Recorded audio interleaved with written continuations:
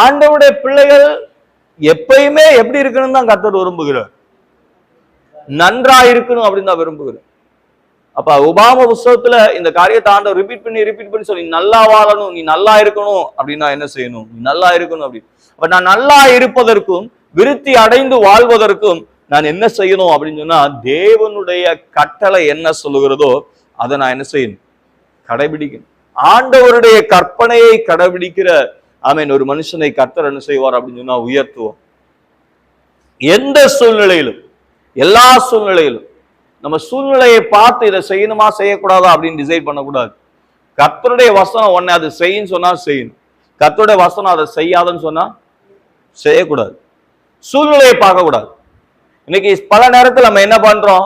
சூழ்நிலையை பார்க்கிறோம், நம்மளை சுற்றி என்ன நடக்குதுன்னு பார்க்கிறோம். சூழ்நிலைக்கு ஏற்றவாறு நம்ம ஆண்டவருடைய வார்த்தையை மாற்றிடலாம் அப்படின்னு நம்ம நினைக்கிறோம். இல்ல, சூழ்நிலைக்காக நாம் தேவனுடைய வார்த்தையை என்ன செய்ய முடியாது?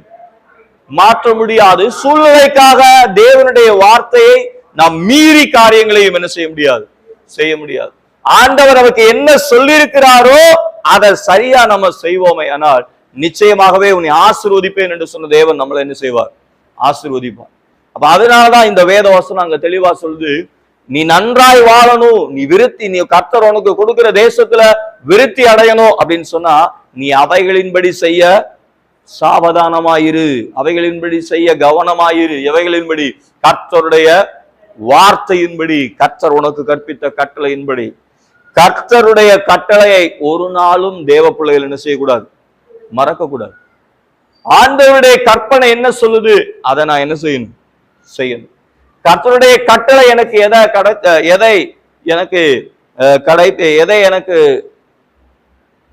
செய்ய சொல்லி தருதோ அதை நான் எனக்கு என்ன செய்யணும்? ஆண்டவருடைய வசனங்கள்ல பல காரியங்கள் இருக்குல்ல, இதை செய்யணும் இதை செய்யக்கூடாது. இன்னைக்கு பல நேரத்துல எதை செய்யணும் எதை செய்யக்கூடாதுன்னு நமக்கு தெரியணும்னா நம்ம முதல்ல என்னத்தை படிக்கணும்? அப்போ அவருடைய கற்பனை என்ன சொல்லுதுன்னு முதல்ல என்ன செய்யணும்? படிக்கணும். வேத புஸ்தகத்தை படிக்கணும். வேத புஸ்தகத்தை படிக்கும் பொழுதுதான் நீங்க இது செய்யலாம் இது செய்யக்கூடாது என்கிறதான ஒரு அறிவும் ஒரு தெளிவும் நமக்கு என்ன செய்யும்? வரும்.